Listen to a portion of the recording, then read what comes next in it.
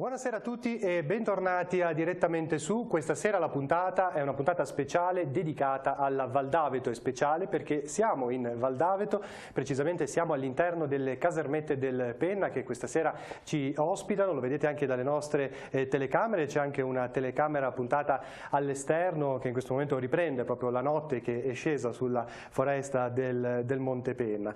È l'occasione per parlare di quello che è stato l'anno, il 2019 per la Val d'Aveto, ma soprattutto un territorio che adesso guarda quindi al futuro, non soltanto a questo periodo autunnale con il turismo autunnale che tutti conosciamo, quello dei funghi, ma anche alla prossima stagione invernale e soprattutto a cercare nuove strade per promuovere questo territorio.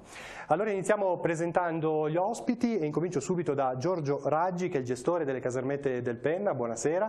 Buonasera. Naturalmente grazie anche per l'ospitalità, vediamo anche l'allestimento all'interno della sala. Ci troviamo proprio a casa. Raggi è anche il presidente del consorzio del Monte Penna, quindi avremo modo poi di affrontare tanti temi. Giuseppe Tassi, sindaco di Santo Stefano d'Aveto, buonasera. Buonasera. Michele Focacci, presidente dell'Ente Parco dell'Aveto. Buonasera. Pietro Squeri, caposervizi degli impianti di risalita di Santo Stefano d'Aveto, buonasera anche a lei. E Umberto Righi, guardia ambientale della FIPSAS, buonasera. Prima di dare uno sguardo appunto al futuro, ai prossimi mesi, proviamo a trarre un breve bilancio su quello che è stato il 2019. Partiamo proprio da Focacci, presidente dell'Ente Parco. Come è andato il 2019? È iniziato forse un po' così, poi ci siamo ripresi? È iniziato così, poi si è allungato però con la stagione dei funghi. Con la grande nascita dei funghi abbiamo avuto un grande riscontro di persone. Siamo sui 7.000, sulle 7.000 presenze, quindi 7.000 tesserini. Direi che è un'annata importante, bisognerebbe che ci fossero tutti gli anni in questi periodi. Certo. Sarebbe una seconda estate per noi. Se dovesse dare un voto, inverno? Non c'è stata neve. Facciamo quindi... 5 perché siamo clementi, però l'estate così allungata possiamo dare anche quasi un 9. Ha risollevato un pochino la situazione. Squeri, sugli impianti di risalita effettivamente l'inizio dell'anno non è stato molto buono, ora si cerca di guardare con un po' più di fiducia al prossimo anno, anche per gli investimenti eventuali. Beh, la stagione invernale scorsa, anche dopo a fronte di investimenti molto ingenti da parte della società, che ha visto un po' una ristrutturazione della ski area, l'omologazione della pista da sci eccetera, ha visto un inverno che effettivamente non ha di sicuro soddisfatto le nostre aspettative. Speriamo sicuramente quest'anno di far meglio, l'estate è stata molto positiva, speriamo che il 2020 incominci sulla positività dell'estate del 2019. Raggi, secondo il vostro punto di vista qui alle casermette, come è andato anche quest'ultimo periodo? Il periodo è andato benissimo, come diceva il Presidente, grazie all'andamento della stagione dei funghi abbiamo avuto una nuova estate, quindi il riscontro è stato altamente positivo per noi. Allora, grazie per l'accoglienza, ci avete fatto sentire a casa anche con questa tavolata, sono tutti prodotti tipici vostri, sì, insomma, arrivano da qua. Tutti prodotti tipici locali a chilometro zero, sono delle nicchie che vedete qua esposte. E poi vi elencherò un po', questi prodotti poi li trasformiamo in piatti che mangiano tutti alle casermette qua. Ne parleremo allora più tardi, veniamo allora subito a questa stagione dei funghi, come si è detto straordinaria. Vorrei far intervenire Righi con una domanda: che cosa sta succedendo? Perché comunque quest'anno, come vediamo, sì, l'annata di funghi straordinaria, ma è straordinario anche l'evento di cronaca che in queste ultime settimane ci ha portato a parlare di dispersi, di appunto problematiche all'interno del bosco, addirittura aggressioni alle guardie e purtroppo quest'anno anche 2 deceduti. Tanto stiamo per vedere anche un servizio di cronaca, ma così velocemente dal suo punto di vista che situazione è questa? In effetti c'è stato molta utenza, il parco ha dato 7.000 permessi in un mese, quindi dal 10 di settembre che c'è questa esplosione di funghi. E comunque la zona di nascita è stata molto ristretta perché Penna, i monti della Iona e il Passo del Bocco, quindi tutta l'utenza, gli appassionati si sono riversati in queste zone. Quindi un surplus di lavoro anche per voi, quanti siete al lavoro tutti i giorni? Noi che si dedicano al controllo dei funghi, della raccolta funghi, siamo più o meno 6-8 persone, poi ci sono i pensionati che possono essere disponibili i giorni feriali e ci sono invece quelli che lavorano che si rendono disponibili al sabato e la domenica. Allora andiamo a vedere il primo servizio, un servizio di cronaca potremmo dire, per fare proprio il punto della situazione di queste settimane, con alcuni consigli anche dell'ispettorato micologico dell'ASL 4 Chiavarese, poi ne riparliamo con i nostri ospiti. È aumentato negli ultimi anni il numero dei fungaioli occasionali, persone cioè che conoscono poco funghi e boschi ma vanno lo stesso all'avventura. A segnalarlo l'ispettorato micologico dell'ASL 4 che fa riferimento a dati statistici. D'altra parte, se la cronaca degli ultimi mesi parla di fungaioli dispersi, deceduti, feriti e multati, qualcosa di strano c'è. I raccoglitori occasionali, spiegano dall'ispettorato, sono coloro che si avventurano nei boschi seguendo la moda del momento e raccolgono tutto quello che trovano, peraltro aumentando il rischio di intossicazione. Non tutti li fanno controllare, o comunque, si chiedono gli ispettori della ASL, si riesce davvero ad arrivare a tutti? Sono sempre meno, dicono ancora, i fungaioli esperti, quelli di una volta, che conoscevano bene i boschi e sapevano quali funghi erano commestibili e quali no. Ora si porta via tutto, anche quelli velenosi, che è pure una contraddizione, oltre ad essere vietato. C'è un altro punto. Credendo che con un cellulare in tasca si possa andare ovunque senza rischi, dicono dall'ASL 4, in realtà aumentano i pericoli. Non solo perché non sempre si conoscono tutte le potenzialità degli smartphone e dei sistemi GPS, ma perché in alcuni casi, come si è visto di recente, un telefonino può non avere la linea o perderla in un determinato momento e luogo. Non basta dunque leggere libri sui funghi, articoli di giornale, per pensare di essere dei cercatori esperti. La legge del bosco va conosciuta a fondo, così come le regole di comportamento, alle quali i vari consorzi negli ultimi tempi stanno lavorando molto, ma che non sempre vengono prese in considerazione. I luoghi del Levante, presi maggiormente d'assalto, sono i boschi del Monte Penna, della Iona e dell'area bassa di Rezzoaglio, dove peraltro in questi ultimi giorni hanno ripreso a nascere i funghi. Perciò attenzione quando ci si trova tra gli alberi e in caso di dubbi sul raccolto, fondamentale è contattare l'ispettorato micologico.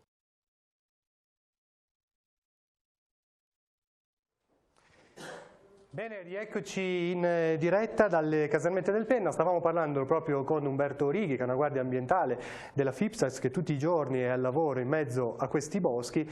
E allora abbiamo sentito così quali sono le situazioni a cui si va incontro. Che cosa si può fare? Voi che situazioni incontrate, ecco, ogni giorno? Come diceva il filmato, purtroppo c'è il fungaiolo esperto che quindi conosce molto bene le zone e quindi anche i sentieri per rientrare verso la macchina o a casa. Purtroppo la moda della raccolta facile, specialmente quando si ascoltano o si vedono le notizie della nascita dei funghi, chiama anche la gente ben esperta. Ed è purtroppo queste persone che subiscono poi il disagio di perdere la strada perché si allontanano troppo dalle vetture, dai posti, dai sentieri e in questi monti, specialmente questi monti dove la nebbia arriva improvvisa o la notte addirittura arriva improvvisa perché le foreste del Penna sono molto scure già di giorno, appena comincia a calare il sole ti trovi nel panico. Ecco Raggi, voi che proprio qui dalle casermette incontrate tanti fungaioli, secondo lei perché c'è questa situazione? Che cosa bisognerebbe migliorare forse? Ma secondo me bisogna intanto avere una copertura sulla zona che attualmente manca nei paesi sottostanti e manca completamente qua in foresta, perché comunque sia, io parlo da un fungaiolo diciamo esperto che conosce la zona, ma capisco bene che se dovessi andare ad entrarmi nel bosco e scivolare e avere un incidente eccetera eccetera, non ho linea, non riesco a telefonare, a fare, e quindi diventa molto pericoloso questo. Credo che i casi di cronaca sono stati più o meno stati drammatici. Abbiamo avuto ultimamente 2 morti e 10 dispersi, quindi se non vogliamo allungare questa lista, credo che comunque col discorso che forse al Penna a marzo dovrà arrivare l'Enel, dovremmo comunque mettere un ripetitore che se non copre il 100% almeno il 70-80% della zona la copra. Ecco, su questo facciamo intervenire il sindaco di Santo Stefano, perché quello della telefonia è sicuramente un aspetto importante, quello di poter coprire almeno la maggior parte del territorio boschivo. Che passi si stanno facendo? Sicuramente, io parto con una provocazione: possiamo sopravvivere o dobbiamo morire, no? Cioè, noi abbiamo molta gente che viene per funghi, molta gente che viene a camminare, molta gente che si dedica all'escursionismo, alle pareti di roccia, dove avere una copertura di segnale significa a volte anche salvare una vita umana. Noi abbiamo avuto, come diceva Raggi, 2 morti, decine di dispersi, un dispendio di energie da parte dei volontari del soccorso alpino, della protezione civile, che si sono adoperati giorno e notte per andare alla ricerca di queste persone, quando bastava una minima copertura di rete che magari qualcosa in più si poteva fare. Esistono delle app ora sui telefonini anche gratuite, dove puoi mettere una mappa dove ti può riportare anche a dove lasci la macchina, quindi se abbiamo una copertura telefonica praticamente è una questione anche di salvare vite umane. La Regione aveva anche fatto un progetto dove si diceva che doveva coprire interamente il territorio regionale, quindi con queste coperture. Mi sembra che le cose stiano andando a rilento, quindi io anche come provocazione dico andiamo avanti, continuiamo su questa operazione di copertura della rete, non parliamo solo di rete televisiva, che si potrebbe parlare anche di quello, ma soprattutto di rete telefonica, dove appunto si salverebbero anche delle vite umane. Quindi se in questo momento le dovessi chiedere a che punto è l'iter, di fatto è fermo? Di fatto noi non lo sappiamo come l'iter, perché queste compagnie secondo me vanno un po' sull'ottica di chi abbiamo del guadagno, bene, allora copriamo, non abbiamo del guadagno, lasciamo un po' indietro, cioè, sì, è certo. Per questo che la Regione dovrebbe farsi parte attiva e dire no, la copertura le mettete in qualunque zona, non dove c'è solo da rimettere e coprire anche là dove non c'è da guadagnare. Tra l'altro qui c'è uno studio che è stato pubblicato pochi giorni fa che dice che nel campo della telefonia in 1200 comuni italiani non c'è campo per i cellulari. Questo interessa circa 5 milioni di italiani. Infatti. E quindi è una situazione che riguarda soprattutto le zone montuose. Ecco, Focaccia anche come ente parco forse si può fare qualcosa, provare a insistere anche a livello regionale per vedere. Io mi sono già mosso con la regione perché abbiamo un progetto che si chiama Smart Destination, volevano portare la copertura wifi nei rifugi. Io ho detto prima di portare la copertura wifi bisogna portare la linea telefonica, perché altrimenti pensiamo sempre al passo dopo, mai alle cose basi qui. Si pensa sempre a qualcosa di moderno quando poi invece mancano le cose essenziali. Questo è una cosa. Poi stiamo portando adesso con l'Enel, abbiamo fatto richiesta per portare l'energia elettrica qui al Penna, perché in questo momento si va con fonti alternative. Questo potrà già essere un aiuto, perché portando l'energia elettrica si potrà anche portare la linea telefonica, quindi qui ci sarà già un punto. Un altro punto invece è quello che sono già un po' informato, l'anno prossimo magari mettere nel costo del tesserino anche qualche euro in più per l'assicurazione, perché poi ci sono persone che si fanno male, ci sono anche persone che si perdono perché non conoscono la zona. Esatto. Non possiamo sempre essere a cercare qualcuno che non sa neanche dove è venuto a cercare i funghi, quindi con una piccola assicurazione magari pagarsi il costo di queste ricerche. Tra l'altro, Righi, è importante la vostra presenza ed è giusto forse far capire anche che non siete dei semplici volontari che controllano i boschi, ma siete proprio degli ufficiali che in quel momento insomma, avete validità di polizia giudiziaria. Lo possiamo spiegare, anche perché poi parleremo anche di regole di comportamento. Certo, noi praticamente siamo forestali a tutti gli effetti, non facciamo parte dei carabinieri forestali, siamo volontari, ma comunque abbiamo la qualifica giuridica di guardia di polizia giudiziaria, quindi possiamo intervenire e ovviamente chi viene controllato deve portarci rispetto, perché rischia il penale. Recentemente abbiamo letto il caso di un'aggressione a una vostra guardia, quindi tanti funghi, tanti fungaioli, ma si scalda anche l'ambiente all'interno del bosco, forse anche poi per poco. Ma sì, diciamo che purtroppo la malattia del fungo è contagiosa e prende male, perché queste persone che sono appassionati spesso, purtroppo ancora spesso, non osservano le regole e quando arriva il controllo reagiscono male, perché il controllo, oltre pecuniario, quindi viene fatta una multa amministrativa, un verbale amministrativo che quindi non ha pendenze e non rimane, però comunque un verbale amministrativo che può essere da 100 euro minimo sino a 200, sino a multipli in base alle varie infrazioni che fanno. Viene sequestrato anche il raccolto, quindi uno che va per funghi tutto il giorno, magari si trova anche ad avere 10 o 20 kg di funghi, vederseli portare via dal controllo, dalla guardia, reagiscono male, forse più contro 10 euro di una tessera giornaliera. Che poi, esatto, il permesso costa 10 euro, cioè nel senso, i più cari costano 10 euro, ci sono alcuni consorzi che l'hanno tenuto ancora a 8 o 9 euro, però comunque le dico, i 10 euro mi sembra che sia una cifra più che accettabile. Tanto 10 euro, 7.000 permessi, diciamo, per fare una cifra un po' così indicativa, soldi che poi vengono riutilizzati qui sul territorio. Come vengono utilizzati? Se si può dire, ecco, Focacci. Ma noi già alla partenza diamo il 10% ai nostri rivenditori che fanno un servizio, i bar, quindi sono soldi che vanno sul territorio per noi. Questo è un 10%. In altri consorzi pagano anche di più, bisogna dirlo.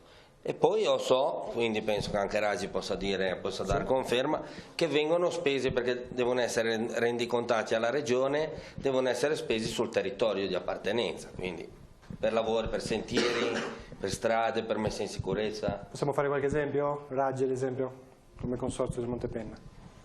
Sì, questi soldi, come diceva il Presidente del Parco, vengono poi reinvestiti sul territorio, strade interpoderali, sentieri di accesso nel bosco e quant'altro, ecco. Quindi vengono spesi comunque per la tutela e il miglioramento del bosco. Il mantenimento anche del territorio. Sì. Adesso chiedo alla regia di Paolo Solari e Stefano Noio di andare a vedere il prossimo servizio, perché appunto parlando un po' di regole di comportamento abbiamo chiesto a un esperto micologo del gruppo grasso di Rapallo, Marco Marasciulo, di portarci all'interno dei boschi, nella zona delle lame, e quindi così carpire qualche curiosità. Allora andiamo a vedere il servizio, poi ci ritroviamo in studio. Ci troviamo nel demanio forestale regionale del Parco dell'Aveto, dal Lago delle Lame, e siamo qui con Marco Marasciulo, del gruppo micologico Grasso di Rapallo, che ci insegnerà come comportarci nel bosco, quali sono i rischi a cui stare attenti, e ci mostrerà alcune specie di fungo tra le più diffuse, come riconoscerli e che comportamento avere. Andiamo.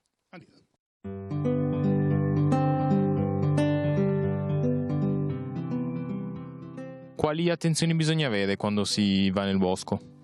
Ma intanto sapere con certezza dove siamo e ricordarci di come fare a tornare a casa, perché la maggior parte delle persone che si perdono è perché perdono l'orientamento all'interno del bosco, vuoi per la nebbia, vuoi perché sono ad troppo distante, vuoi perché il bosco è tutto uguale, uno non riesce a ritrovare la strada, e ultimamente sono perse parecchie persone per questo motivo. Altre sono cadute, avevano subito dei traumi notevoli perché non avevano le calzature adatte o non avevano l'equipaggiamento adatto. La cosa peggiore da fare è trovarsi a buio nel bosco. Se si è in compagnia è sempre meglio, anche perché se uno si fa male l'altro al limite può andare a chiedere soccorso. In una zona come l'Aveto purtroppo non sempre prende il telefonino. Per quanto riguarda il meteo, quali sono le condizioni in cui è più saggio rimanere a casa, non avventurarsi nel bosco? Ma sicuramente quando minaccia pioggia, o soprattutto quando minaccia temporale, specialmente alle quote delle montagne della Val d'Aveto, dove un fulmine fa presto a colpire. Però sono sempre situazioni che possono mettere in pericolo sia il cercatore sia poi i soccorritori che lo vanno a cercare.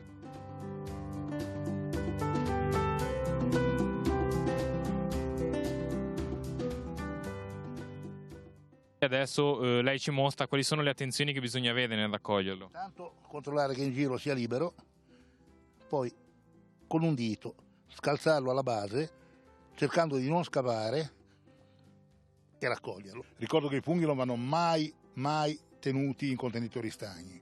Un po' perché lo dice la legge, un po' perché i funghi, tenerli in un contenitore stagno al chiuso, può produrre fenomeni di marcescenza o favorire la formazione delle muffe, che possono anche essere pesantemente pericolose per il consumo poi. Dovessimo rompere il gambo, cosa facciamo? Raccogliamo tutto o lasciamo una parte di gambo lì? Allora, quelle scuole di pensiero sono tante. C'è chi sostiene che lasciare un pezzo di gambo per terra, quindi tagliare il fungo, rovini il micelio. c'è chi sostiene il contrario, cioè che lasciare il pezzo di fungo favorisca lo sviluppo del micelio. Ora, il discorso che la legge preveda che il fungo va raccolto nella sua intierezza, cioè completo di tutti i particolari che possono servire al riconoscimento del fungo, favorisce anche l'intervento del micologo in caso di intossicazione, perché riesce a vedere che fungo era.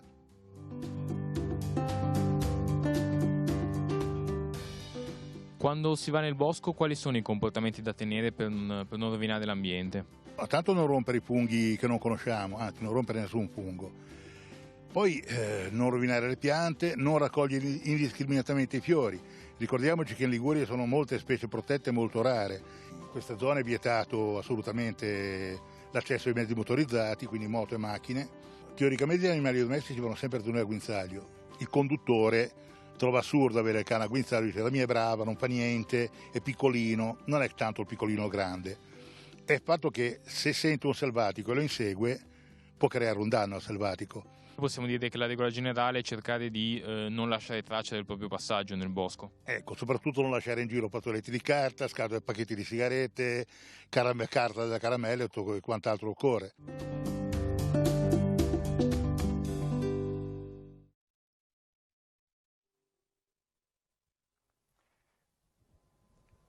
Ecco, nell'allestimento qui alle casermette del Penna abbiamo proprio, lo possiamo andare a vedere, una cassetta di funghi, raggi, ce la puoi descrivere? Sì, ci sono dei funghi porcini qui del Penna, l'Amanita cesarea e delle colombine. E, diciamo, i porcini sono commestibili, la colombina lo stesso, l'Amanita cesarea non è mortale ma è malefica, quindi bisogna stare attenzione, ci sono parecchie, ma credo che i fungoioli poi la conoscono tutti un po'. Abbiamo tanti funghi buoni e conosciuti e uno che per far capire... Sì, insomma, per far capire mi ha messo uno che è malefico, non è mortale ma è malefico. Ecco Righi, tornando un attimino sul discorso anche dei vostri interventi, recentemente appunto anche in un suo articolo chiedeva quanto costano poi alla fine tutti questi interventi di soccorso, perché la macchina operativa che poi si muove è davvero ampia tra pompieri, elicotteri, forestali, carabinieri e così via, quindi sì, anche questo è da tenere in conto. Sì, in effetti chiamando il 112 scattano tante emergenze e tante chiamate verso questi addetti ai soccorsi, quindi pompieri, forestali, carabinieri, volontari, quindi si muovono, addirittura si può arrivare anche a 100 persone.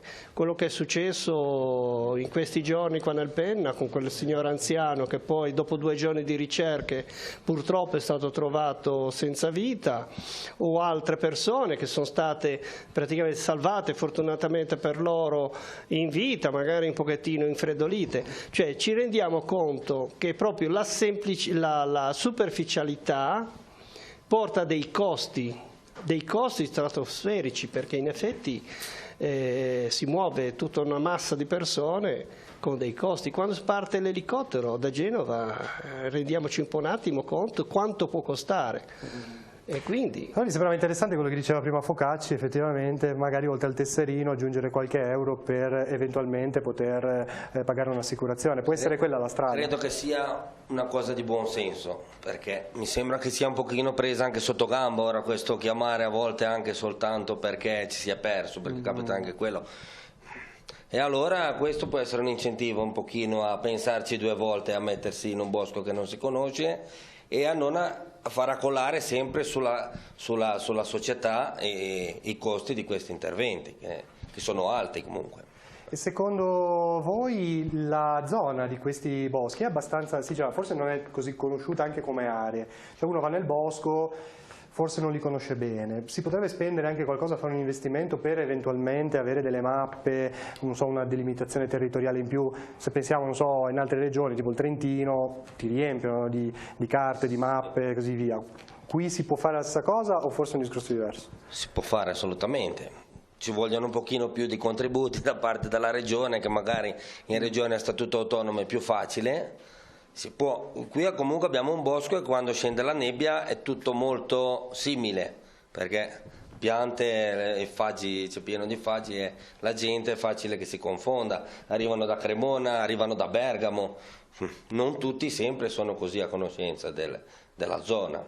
Certo. Si potrebbe spendere su su informazione, ecco, quello sicuramente. Raggi, su questo cosa ne pensa?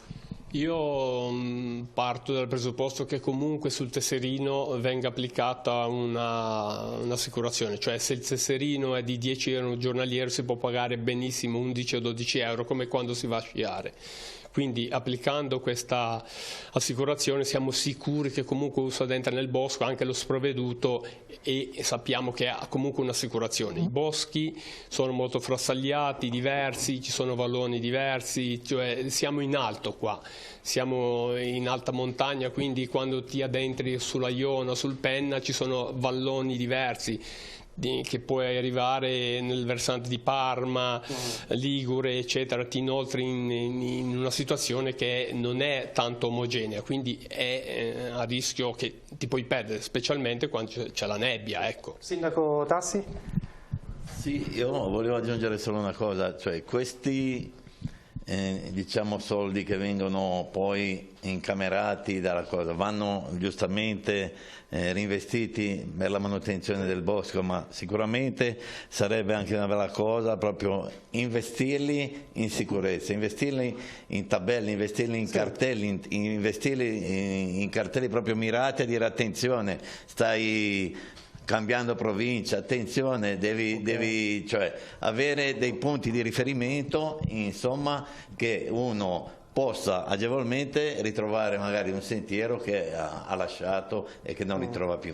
E stante questa situazione, come per esempio ufficio turistico, funziona bene? Secondo lei forse dovrebbe avere un orario più prolungato, quindi funzionare un pochino di più, anche in vista poi della nuova stagione? Ecco, non so, a questo ci state pensando? Tutto si può migliorare sicuramente, può essere migliorabile. Diciamo che l'ufficio turistico ha una persona che tiene aperto nei giorni festivi, il venerdì, sabato e la domenica, tutto il periodo invernale ed estivo, anzi d'estate è aperto anche i giorni settimanali, quindi noi abbiamo bisogno forse di un po' più di promozione, un po' più di investimento, dobbiamo investire qualcosa sulla promozione anche a livello ospiti stranieri, cioè andare sui social e investire qualcosa per promuovere il nostro territorio. Voi siete ora in carica da pochi mesi, però voglio dire, il pensiero vedo che c'è, quindi è la strada da percorrere. Okay. Allora una battuta anche con Squeri, perché in questo momento si parla, siamo un po' sfociati anche sul tema della promozione del territorio. Per quello che vi riguarda c'è ancora qualcosina da fare secondo voi? Si parla di montagna, quindi è il nostro ambiente, il nostro lavoro, quindi che si parli di funghi, che si parli di quant'altro, si parla di turismo, si parla di montagna, si parla di noi, di quello che facciamo e di quelli in cui crediamo. Io mi riallaccio al discorso di prima, io credo che non sia un problema solo locale, perché non tanto tempo fa, anche l'anno scorso, c'è stata anche notizie di cronaca che arrivano anche da Trentino, da altre regioni in montagna, che hanno avuto gli stessi problemi che hanno avuto qua.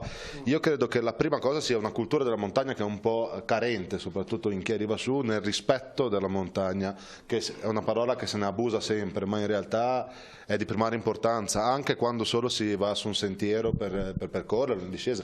Noi vediamo anche sugli impianti purtroppo ogni tanto che arrivano su persone che non hanno nemmeno l'abbigliamento per poter scendere poi giù per un sentiero. Questo è difficile anche poi farlo capire alle persone, quando noi diciamo sì, però fai magari un biglietto, loro volevano fare sull'andata e dici guarda è meglio che faccia andata e ritorno, perché ti arrivano con l'infradito veramente. Ci vuole rispetto, in montagna ci vuole rispetto come in tanti altri posti della natura, come può essere il mare, e per prima cosa una buona informazione, come diceva anche il sindaco, implementare. Più che altro anche cartelli di informativa, se vai in un bosco hai una cartina, sai dove stai andando? Bene, sì, certo. Puoi andare. L'informazione primaria deve essere quella che quando uno va nel bosco deve avere rispetto del bosco in cui va e deve essere informata, avere tutte le, diciamo, le caratteristiche per riuscire a tornare fuori incolume. Però per questo la cima, diciamo, di tutto è l'ente regionale, diciamo, da cui poter partire per poter poi arrivare a questi investimenti. Sì. Per quanto ci riguarda, qua gli investimenti non arrivano. Poi il sindaco magari mi darà torto, ma non credo che... Se vuol dire qualcosa... No, da quel lato noi pendiamo, diciamo, dalle labbra della regione, perché anche un investimento diciamo a livello comprensoriale sciistico, cioè anche di innevamento artificiale, se non avessimo un aiuto dalla regione noi ce lo possiamo dimenticare, perché con i fondi che può avere il comune di Santo Stefano d'Aveto non riusciremo sicuramente a portare avanti. E poi per pensare già alla prossima stagione bisogna partire adesso, fare degli incontri, provare a parlare, almeno per quello che riguarda l'estate-autunno. Per quello che è l'inverno in realtà siamo già alle porte, una delle problematiche più grosse di cui abbiamo parlato negli anni scorsi è quello della viabilità. Ora mi sembra che sulle strade qualcosina si stia facendo, vero Sindaco? Qualcosa almeno in parte si è già mosso? No, noi dobbiamo ringraziare ANAS per quello che ha fatto, per le asfaltature che sono state fatte, c'è ancora molto da fare. Noi veniamo da 40 anni di collassamento di queste strade perché non hanno più avuto un minimo di manutenzione, cioè ormai abbiamo punti che crollano, che collassano, che in vari, vedete Gramizza, vedete a tanti altri punti dove abbiamo, poi non parliamo, se andiamo poi a livello anche rete autostradale, sappiamo bene come vanno le cose. Noi stessi arrivando qua abbiamo visto che ci sono dei tratti dove si circola sicuramente meglio, però abbiamo visto anche zone comunque con dei versanti ancora da sistemare, comunque ancora buche, ecco. Su quello forse non ci siamo annoiati, non abbiamo avuto un po' di movimento. Ecco. Che cosa manca quindi per poter avere una rete, come dire, manca ideale? Un attento investimento da parte di ANAS adesso, che io vorrei anche invitare ANAS a dialogare un po' di più con gli enti locali, cioè con i comuni, con il territorio, perché noi abbiamo questi investimenti, queste decisioni di lavori, di cose che vengono fatte a insaputa dei comuni, cioè noi ci troviamo magari lavori che vengono fatti ma non ne sappiamo nulla, quindi servirebbe forse un po' più di dialogo. Tra l'altro proprio poche settimane fa il sindaco di Mezzanego ha scritto ad ANAS per dire sì, avete fatto qualche lavoro, però c'è ancora molto da fare, come sfalci dell'erba, cili stradali, barriere e così via, e in fondo leggo mi permetto di rappresentare come sarebbe altrettanto importante effettuare un tavolo di lavoro tra ANAS e le comunità locali con il coordinamento delle istituzioni superiori, questo per gettare le basi per un serio piano di investimenti sulla statale. Infatti, quindi immagino ci sia una questa lettera è stata concordata con il sindaco di Mezzanego Repetto, che si è fatto promotore di scrivere questa richiesta ad ANAS per avere proprio un tavolo congiunto dei comuni dove insiste la statale che arriva a Santo Stefano d'Aveto, quindi partendo da Carrasco arrivare fino al Passo del Tomarlo, in modo da trovare un'intesa, prevedere degli interventi, fare praticamente un cronoprogramma di lavori che siano effettivamente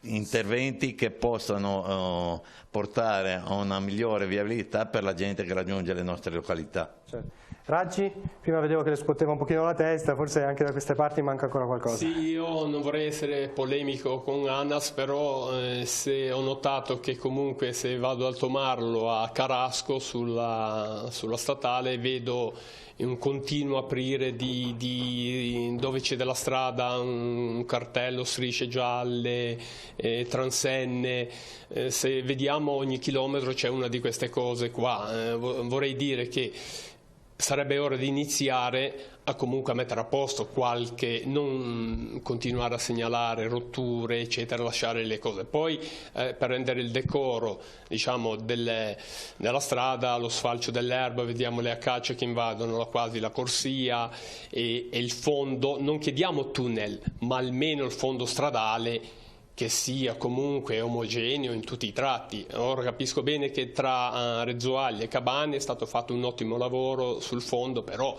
diciamo ci sono tantissimi tratti che continuano a esserci buche, quindi il decoro e la viabilità è essenziale per noi. Quindi mi sembra di capire che poi alla fine per promuovere il territorio e portare più gente, alla fine la gente chieda sentieri puliti, quindi cartellonistica e una buona strada di collegamento sulle valli. Certamente, a parte la viabilità che è essenziale, vedo la gente qua chiede la sentieristica, la segnaletica, quindi non grossi investimenti, abbiamo delle montagne meravigliose, dal Gruppo Rosso alla Ione abbiamo una catena di monti che è stupenda, abbiamo delle foreste stupende e dobbiamo anche puntare sul fatto che noi dalle nostre parti in un'ora e mezza si può arrivare alle Cinque Terre, in un'ora e un quarto si può arrivare al Golfo del Tigullio e quindi è viceversa. Quindi dobbiamo puntare su questa cosa qua. Tra l'altro ho notato una cosa, essendo un operatore turistico, che sta mancando un 30% di turisti affluenza italiana e potremmo coprirla con un'affluenza straniera che manca totalmente a noi. Io vedo quelle casermette, forse avremo un 2, un 5% di presenza straniera, quindi come diceva il sindaco, potenziando anche con l'aiuto di tour operator, portare proprio in valle quel 25-30%, non prendiamo un 60, un 70% come hanno le Dolomiti o hanno il Trentino, però riuscire a portare un 25-30% di turismo straniero colmerebbe quella mancanza di 30% che adesso manca di turisti italiani, ed importantissimo. Ecco Focacci, al di là di questo tavolo che si può auspicare con ANAS, quindi un tavolo comune anche con gli enti locali, anche tra di voi come quindi ente parco, comuni, rifugi e così via, c'è già un tavolo dove si parla delle problematiche di queste questioni, o anche questo invece è una cosa su cui si può puntare per migliorare un po' la situazione? Bisogna puntare sulle sinergie sicuramente, perché se non si parla e si collabora da soli non riusciamo. E ad oggi c'è questa sinergia secondo lei? Io direi che con i 5 comuni del parco, io essendo presidente del parco, 5 comuni, riesco a fare un po' da trade union, diciamo, no? Però non è così semplice, perché poi ognuno ha le sue problematiche e quindi ognuno pensa al suo orticello, tutto lì. Però si cerca di scavare un po' a fondo e portare a casa qualcosa tutti. Certo.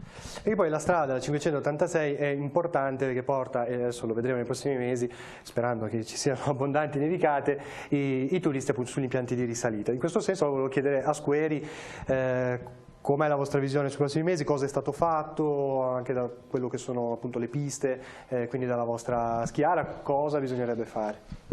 Guardando proprio la schiarea in sé, le piste sono state già migliorate l'anno scorso, quindi quest'anno gli interventi sono stati solo di mantenere quello che era già stato fatto.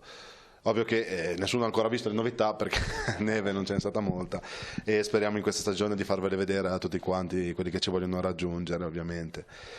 Per quanto riguarda il miglioramento, quello che si può chiedere sulla schiaria, ora devo fare una lista da qua che arriva a Chiavari, perché qua non siamo sulle Dolomiti. Punti principali, no? Certo. No, sicuramente la gestione degli impianti è un po' legata a quello che può essere il flusso di persone che può arrivare su in una giornata brutta, come di completamento. In maniera diversa possono essere le casermette del Penna e la zona del Penna, perché ognuno poi ha le sue peculiarità ed è giusto avere più peculiarità, più scelta sulla nostra vallata.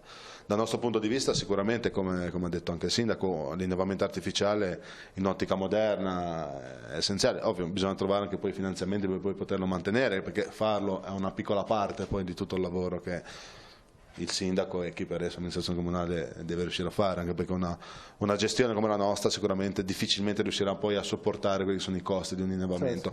A numeri attuali, poi ovviamente a debita proporzione bisogna vedere anche l'aumento, poi l'incremento che si avrà. Dietro a quello che posso chiedere all'amministrazione, visto che siamo qua, mi sembra di non dire niente, è l'impegno magari a non solo guardare alla schiaria, ma quando si intraprende quella strada lì c'è tutto un'economia che da sabato a domenica deve spostarsi, un'economia di tutta la settimana, cioè impostazione turistica e quant'altro, di albergatori eccetera, e speriamo che ci siano investitori che vogliono venire in Val d'Aveto in quel caso lì e che possano aiutare sicuramente all'evolversi o allo sviluppo di un'economia diversa anche fatta sull'inverno, però oltre a quello... Proviamo a far rispondere il sindaco su questo punto, vediamo che idee ci sono, cosa si può fare. No, le idee sono tante, come dicevamo prima abbiamo bisogno di finanziamenti e questo è indiscutibile.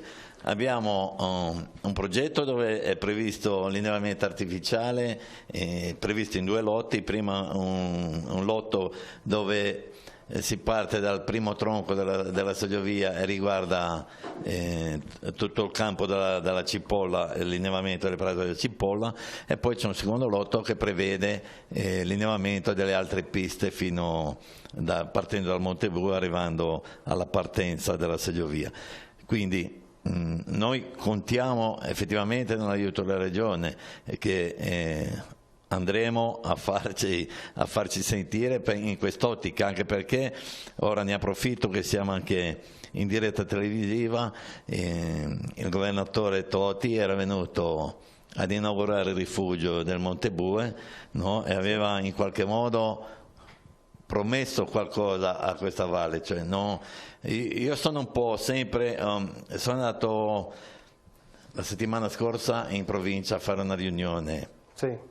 C'era il sindaco di Genova, c'erano altre cose, cioè noi dobbiamo pensare a un turismo di vallata, dobbiamo unire, cioè, questi tavoli che fanno Sestri da Moneglia a Camogli, cioè tavoli sempre sul lungomare, cioè noi dobbiamo intervenire, coinvolgere, cioè, questi tavoli qua devono prevedere di coinvolgere anche l'entroterra, non possono ragionare sempre, pensiamo sempre a Santa Margherita, Portofino, ci facciamo dei bei selfie sulle strade laggiù, tutta rimessa a nuovo, e qua non viene mai nessuno, cioè, bisogna pensare anche un po' all'entroterra, quindi turismo vuol dire, abbiamo una regione che, come diceva Squeri, partiamo da livello del mare, in un'ora arriviamo a 1800 metri, cioè, quindi dobbiamo intervenire in questo senso.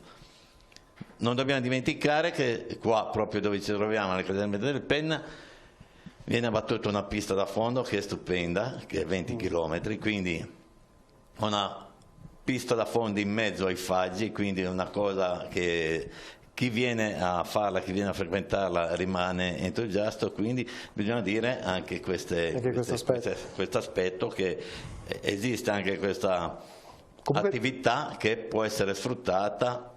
Comunque sull'allevamento artificiale è fiducioso?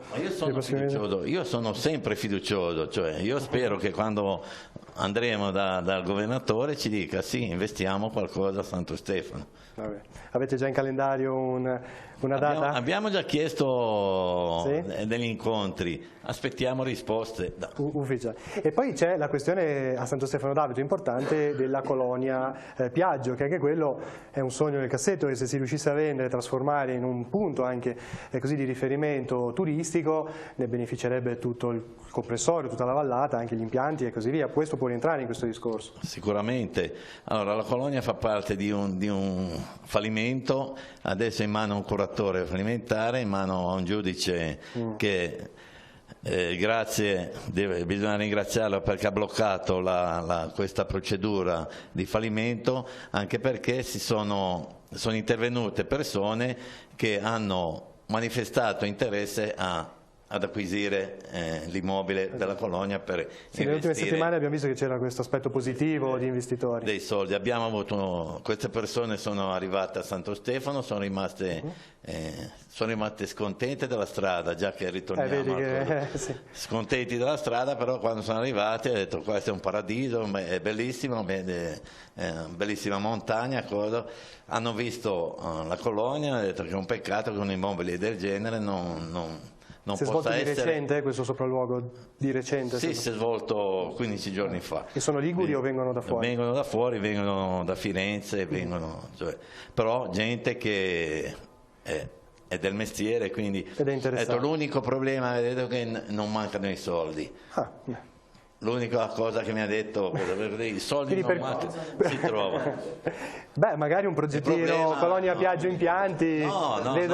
Allora, il nostro progetto riguarda proprio una sinergia, perché la gente che viene d'inverno a Santo Stefano può andare a sciare se c'è la neve, se la facciamo artificialmente può andare a sciare lo stesso, però c'è della gente che non va a sciare, noi dobbiamo attirare il turista, attirarlo anche con altre caratteristiche. E per curiosità come vi siete lasciati? Ci siamo lasciati che proporranno 2 o 3 interventi e poi verranno a farceli vedere, quindi noi non pensiamo a progetti immobiliari, perché a Santo Stefano quello è importante. Quello che non manca è la questione case da vendere quindi puntiamo a una cosa tipo termale, tipo benessere della persona, tipo una spa dove la gente può usufruirla sia d'estate che d'inverno e avere qualcosa in alternativa a quello che può fare a camminate. Per esempio uno può andare anche tutto il giorno a fare escursionismo, la sera si infila alla colonia e si va a fare... Certo. Se pensiamo al Trentino, a centri di benessere che sono Brunica, Ortisei, sono cose simili. In tutti gli alberghi, qua purtroppo... ahimè, devo anche dirlo, cioè anche gli albergatori che abbiamo in valle, nessuno ha avuto l'ottica di arrivare a investire qualcosa sotto questo aspetto. Dice di sì, Raggi? Io voglio dire una cosa, quando abbiamo fatto qua il programma per le casermette, nel programma ho messo anche questo discorso di un eventuale spa, se arriva la corrente, se l'amministrazione poi ci dà le autorizzazioni, abbiamo pensato anche a questo, quindi è importantissimo questo. Forse gli alberghi di Santo Stefano dovrebbero un attimino adeguarsi un po' con queste cose che ormai in Trentino, da tutte le parti che vai le trovi, ecco, la gente cerca questo. Io intanto vi leggo alcuni messaggi che arrivano, chiedo scusa anche per il ritardo, ma chiaramente abbiamo parlato prima dei problemi di telefonia, quindi arrivano con un pochino di ritardo. Qui in questo caso chiamo in causa Righi, ci scrive Matteo, dice: vorrei chiedere il motivo per il quale vi è l'obbligo di raccolta porcini limitato a 3 kg al giorno, mi sembra un po' troppo restrittivo, quando non si trovano i funghi 10 euro non vengono rimborsati, quindi chi ne trova qualcuno in più in una successiva uscita credo pareggi quella andata vuota. Credo che le multe per il peso siano inappropriate. Vedo invece molto giusto multare chi raccoglie porcini di diametro inferiore di quello indicato e a chi non possiede il permesso. Cosa ne pensa? La domanda che sarebbe da fare alla Regione, perché ha messo la Regione la quantità di 3 kg e 1 chilo di ovuli buoni.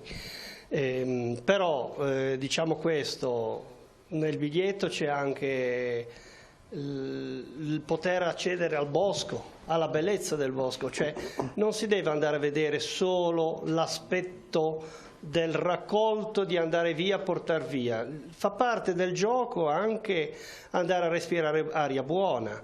Purtroppo io non voglio mettermi in urto, però si va a vedere solo la quantità, fare bottino. Il bosco non è un negozio dove te versi una cifra e compri quello che sei andato, cioè fa parte del gioco tutto quanto, cioè andare in un ambiente sano come può essere la Foresta del Pena, come possono essere i nostri monti, dove te vai a farti una gita, poi riesci a raccogliere. Bisogna stare attenti perché si va oltre a questa cosa. Il senso è come spendi la giornata e non il risultato finale. Certo, bisogna stare attenti. Poi diciamola chiara, in un anno come questo dove ci sono stati tanti funghi, noi guardie, se avessimo dovuto fare il verbale a tutte le persone che avevano superato i 3 kg, non so dove andavamo a finire, ma penso che non riuscivamo a controllare tante persone come abbiamo fatto in questo mese, ma effettivamente si facevano tante multe, perché tantissimi hanno superato il peso.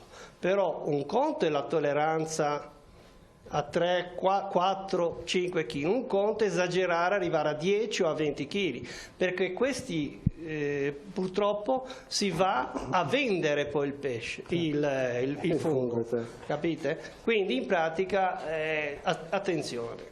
È bello, è importante sentirla parlare perché poi il vostro lavoro è veramente nascosto nel bosco, però ci sono appunto tante attività che fate che non vengono raccontate dalla cronaca, immaginiamo quindi il lavoro quotidiano, anche persone che accompagnerete, immagino, semplicemente ad uscire dal bosco. Noi siamo anche, non solo per reprimere, ma per dare assistenza e informazione. Noi tante volte abbiamo le jeep e facciamo le strade della forestale, quindi abbiamo l'accesso in strade che non possono essere percorse da una vettura e molte volte carichiamo gente che è un po' stanca e le portiamo dalla macchina, ma cioè praticamente tutti i giorni. Facciamo il carico avanti e indietro, una cosa, però è assistenza, diamo informazione. Noi come guardie, per nostro uso e anche facilitare l'informazione, abbiamo fatto un pieghevole dove diamo informazioni su tutti i consorzi, i vari giorni di chiusura, e diamo anche il regolamento, per esempio il regolamento del parco, cosa che a volte viene fatto il permesso online ma non sanno il regolamento. E quindi sono queste cose da servono. E poi un'altra cosa che volevo collegarmi al collega che ho vicino, si parla di rispetto del bosco. Allora, bisogna finirla di buttare le bottiglie di plastica, le lattine e i soliti cose, perché noi anche come guardie non facciamo altro che raccogliere in cima ai monti delle grandi sporcizie.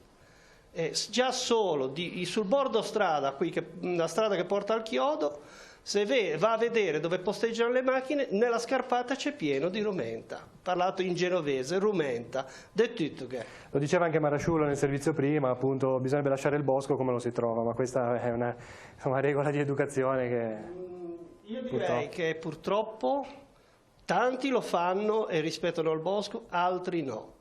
È un vizio forse del cittadino che va e butta. Guardiamoci un attimino quando si va, ne so, la spiaggia, la piazza, cioè in terra c'è di tutto. Allora, attenzione, cerchiamo di rispettare il bosco, poi magari pretendiamo qualcosina, però prima rispettiamo il bosco. C'è una domanda per il Presidente Focacci, Fabio da Cogorno. Ci sono proposte concrete per la promozione turistica del parco da attuare nel prossimo futuro? Non so se avete qualcosa in programma, in calendario. Allora, c'è la sistemazione del rifugio del Lago delle Lame, Capelletta delle Lame. Aspettiamo soltanto i contributi dalla Regione perché c'è già stato accettato il progetto, quindi ci sarà un nuovo rifugio che sarà comunque sia un bivacco, non sarà gestito, però è un altro punto di assistenza per chi si trova nel bosco. Qui per il Penna, ad esempio, tornando in Val d'Avato, abbiamo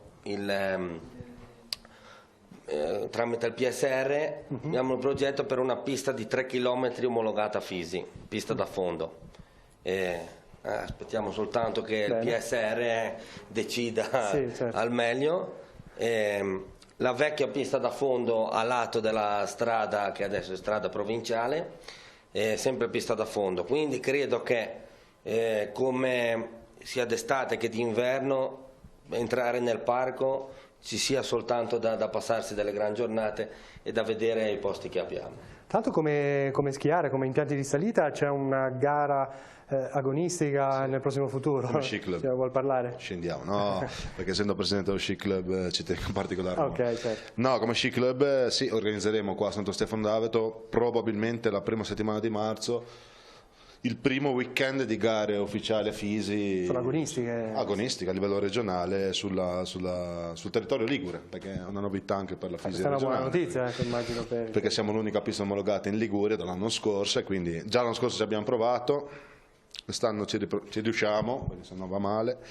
Comunque se il parco poi omologherà quella pista da fondo, noi siamo ben contenti e ben lieti come Sci Club di poterci organizzare qualcosa. Oltretutto è stato anche oggetto di una circolare da parte della Fisi regionale che è arrivata da poco e andremo a fare un incontro anche a Genova per il rilancio appunto sia dello sci da fondo che delle ciaspole, quant'altro, biathlon, robe invernali che si fanno col fondo, e speriamo che appunto anche siccome c'è anche l'intervento che la Fisi regionale vuole rilanciare, eccetera, speriamo di poter organizzare qualcosa, anche perché in questo sport sono state organizzate cose molto belle qua al Penna nei decenni, ormai 20-30 anni fa, però speriamo di poterle ripetere perché no? Anzi, sempre, quando si aggiunge qualcosa è sempre un bene, dai, vedremo.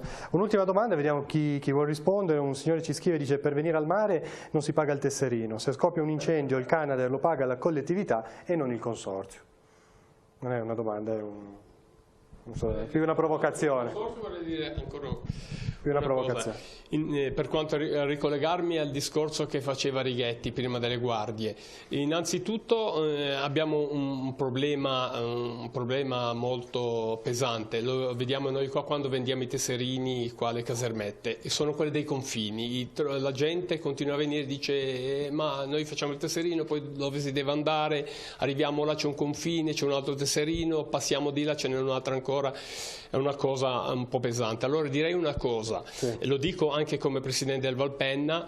Innanzitutto, quando mettiamo un tesserino dovremmo mettere comunque insieme all'emissione del tesserino anche una cartina dove indica almeno i confini, dare un aiuto. Questo è una cosa che comunque si deve adoperare l'ente parco e noi i consorzi. E poi un'altra cosa che io anni fa avevo lanciato e adesso ho rilanciato col presidente Focacci è quello di un tesserino unico, cioè nel senso tenere noi i nostri tesserini giornalieri, sia quelli del parco che quelli del consorzio, e farne uno un po' più di costi maggiori, in cui si possa andare sia nel territorio del parco che nel territorio del consorzio. In questo momento è arrivato un messaggio, scrive Adriano, dice: buonasera, volevo sapere perché non si fa un tesserino unico regionale per i funghi con gli stessi giorni di chiusura uguale per tutta la Liguria. Rientra Ma quello sarà no, diciamo che questo è molto complicato, molto difficile. Io inizierei a fare un tesserino speciale in cui tu puoi andare sia nel parco che nel consorzio e al posto di pagare 10 euro ne paghi 15. Io credo che la maggior parte delle persone non avrebbe problemi su questa cosa qua. Ora, fare un tesserino unico regionale è una cosa che è da valutare, da studiare attentamente, perché ci sono i territori demaniali, ci sono i privati, quindi non è una cosa semplice da fare. Direi come inizio di fare settori. Consorzio Valpenna col parco, fare un tesserino speciale tipo Rezzo Aglio, farlo con il territorio del parco delle Lame, ad esempio. Ecco, questo è un inizio che si potrebbe sperimentare. Quindi unificare questa parte, diciamo, certo, della zona. Perché... Questo potrebbe essere possibile anche. Focacci, cosa ne pensi? Sì, ne avevamo già parlato, credo che sia con qualcosa in più sia la cosa più fattibile, più facile, perché la gente molte volte si trova in un'altra zona, magari non più area parco, di poche centinaia di metri, non sapendolo, perché magari non avendo visto il cartello, non essendo segnato bene, e incorre in multa magari per distrazione anche. Quindi perlomeno il parco con i consorzi limitrofi cercare di fare un tesserino unico, un po' per agevolare la gente, un po' magari per incrementare sempre di più il numero, perché se uno sa che è un pochino più tranquillo magari lo fa anche con più consorzi diversi. Allora, stiamo per chiudere, andiamo a vedere un breve servizio invece che riguarda la questione degli animali selvatici. Abbiamo intervistato l'assessore regionale Mai con un provvedimento portato in giunta proprio questa mattina. Ascoltiamo appunto l'intervista, poi ne parliamo appunto negli ultimi minuti di diretta. Il problema dei cavalli allo Stato Brado nell'entroterra è nell'agenda di questi giorni dell'ASL 4. La soluzione non può più essere rimandata. I cavalli causano danni alle colture e disagio ai residenti. L'impegno preso dall'azienda sanitaria di analizzare la questione ha già trovato attuazione. Abbiamo svolto controlli sugli animali, ha spiegato la direttrice Rebagliati, verificato il loro stato di salute, le condizioni igienico-sanitarie e i numeri generali. Nelle prossime settimane è previsto un tavolo al quale sarà presente anche l'assessore regionale Stefano Mai. A breve incontrerò l'ASL che mi ha già contattato perché vogliono rendermi edotto dello studio che hanno fatto, delle verifiche che hanno fatto per capire esattamente come si muovono questi cavalli allo Stato Brado. Cercheremo ovviamente di contenerli con delle recinzioni, quindi molte cose, molte strategie sono in campo, è una situazione molto delicata perché non si sta parlando di animali selvatici ma di animali in qualche modo anche da affezione se vogliamo e quindi abbiamo una particolare sensibilità anche noi. In generale il tema della fauna selvatica è in cima all'agenda politica regionale. Si parla di daini, caprioli, elenca l'assessore Mai, tassi e istrici che stanno causando danni ingenti alle coltivazioni della patata quarantina, lupi che si avvicinano sempre più alle abitazioni e cinghiali.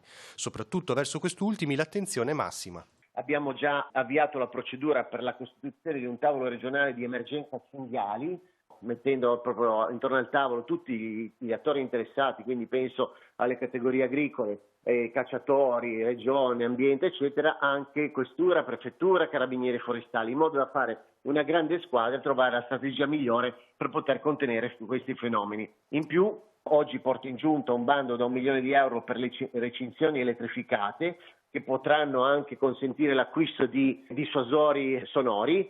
So che in commercio c'è già qualcosa che sta funzionando molto bene e dentro i primi mesi del prossimo anno apriremo un altro bando da €1 milione per le recinzioni metalliche.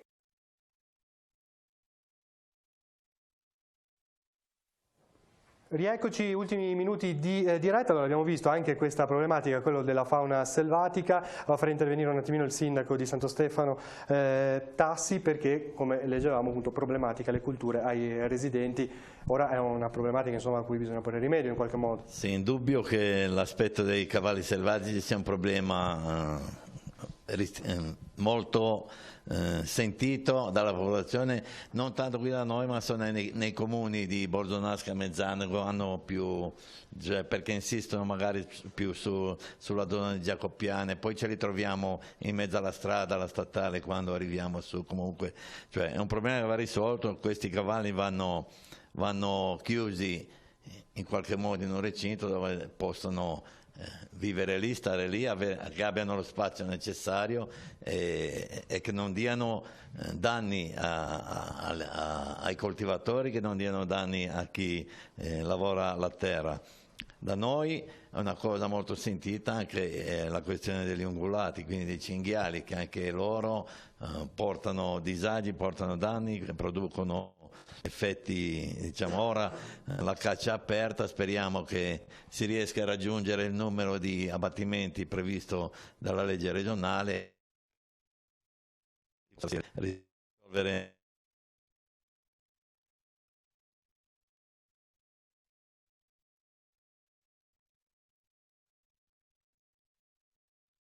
chi coltiva della terra, chi possa proteggere il lavoro che normalmente fa. Okay. Focacci? Il problema cavalli lo sento maggiormente io come parco, perché i comuni interessati, Mezzanego, Borzonasca e Ne, premono molto. C'è un progetto a cui si sta lavorando adesso con lo zoo profilatico di Torino, la regione con la sanità, con l'assessore Viale, con l'ASL. So che hanno trovato un terreno in Val Graveglia, adesso stavano cercando un terreno possibile per contenere queste bestie in Valle Sturla. Speriamo, perché la gente preme molto, perché un po' si trovano per la strada, un po' rovinano muri, colture, qualunque cosa. Credo che con l'aiuto di tutti si può fare, che ognuno non remi perché io sono con i verdi, però i verdi bisogna che imparino anche a abitarci con noi, non solo a vedere le cose sui libri.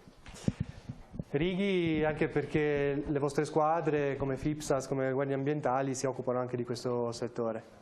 Sì, avete avuto anche degli incontri ravvicinati? Ci è capitato di salvare un cavallo sul Monte Aiona una settimana fa, che era rimasto imprigionato in un albero abbattuto che avevano tagliato mesi prima, era rimasto lì, c'erano due alberi, uno intersecato con l'altro, e i maschi, c'era lo stallone che picchiava l'altro giovane maschio, nell'azzuffarsi il più debole praticamente ruzzolato ed è rimasto incastrato in mezzo agli alberi. Meno male che i fungaioli ci hanno chiamato tramite il comune, siamo intervenuti, il comune di Borzonasca e vigili, siamo intervenuti, eravamo lì sul posto, ci ha dato la segnalazione di dove era il cavallo imprigionato, abbiamo chiamato un boscaiolo che stava tagliando degli alberi più avanti, l'abbiamo portato in zona e fortunatamente tra volontari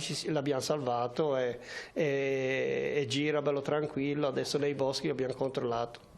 C'era qualcos'altro che voleva dire? Siamo in chiusura sul tema precedente? No, volevo dire col signore che aveva fatto puntualizzare il discorso della chiusura contemporanea di più consorzi. In effetti dovrebbe essere una cosa applicabile e deve essere applicata, perché anche noi guardie diventiamo un po', è difficile controllare, perché da un consorzio confinante purtroppo possono anche sbagliare e incappare in qualche multa volutamente a volte, ma non volutamente escono dal confine e quindi in pratica, quindi se ci fosse almeno tra consorzi confinanti la chiusura contemporanea si andrebbe ad evitare certe situazioni. Okay. Questa può essere la strada da percorrere, come dicevamo prima. Allora, in chiusura due domande, ci chiedono: la strada del Tomarlo alle Casermette rimarrà aperta nella stagione invernale?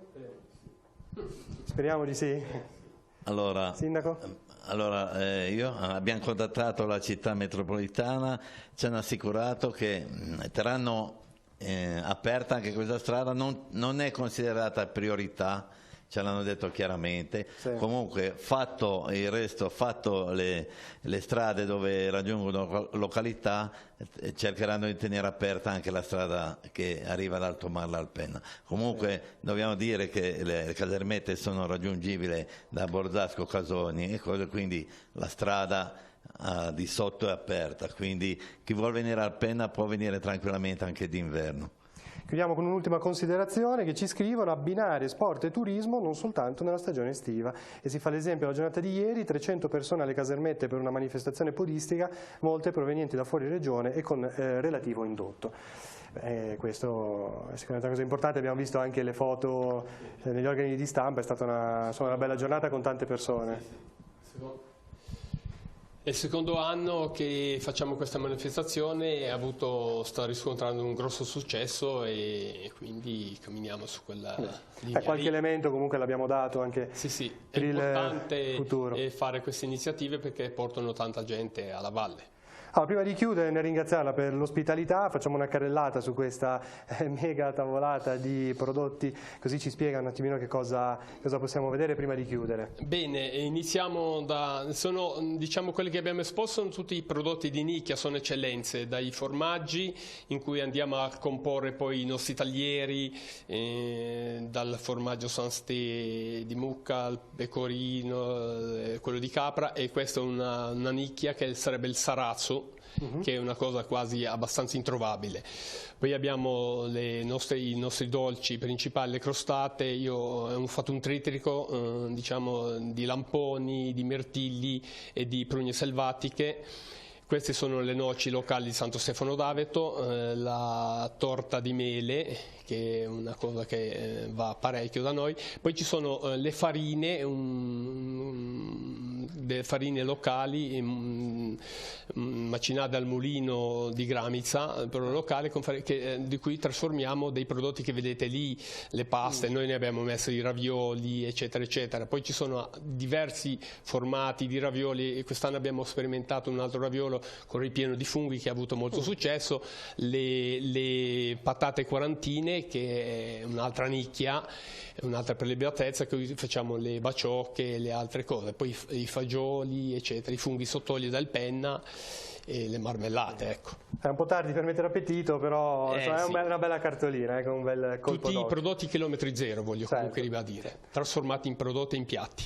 Ecco, nel ringraziarvi naturalmente per tutto questo, per aver accettato il nostro invito e per averci ospitato alle casermette del Penna. Chiudiamo quindi la nostra trasmissione. Ringrazio il signor Raggi, il sindaco Tassi, il presidente dell'ente parco Focacci, Pietro Squeri e Umberto Righi delle guardie ambientali. Abbiamo così analizzato quali sono i vari aspetti di questo territorio. Noi con il Direttamente Su, come sempre, ci ritroviamo lunedì prossimo. Grazie per averci seguito, un saluto dalle casermette del Penna. Buonanotte.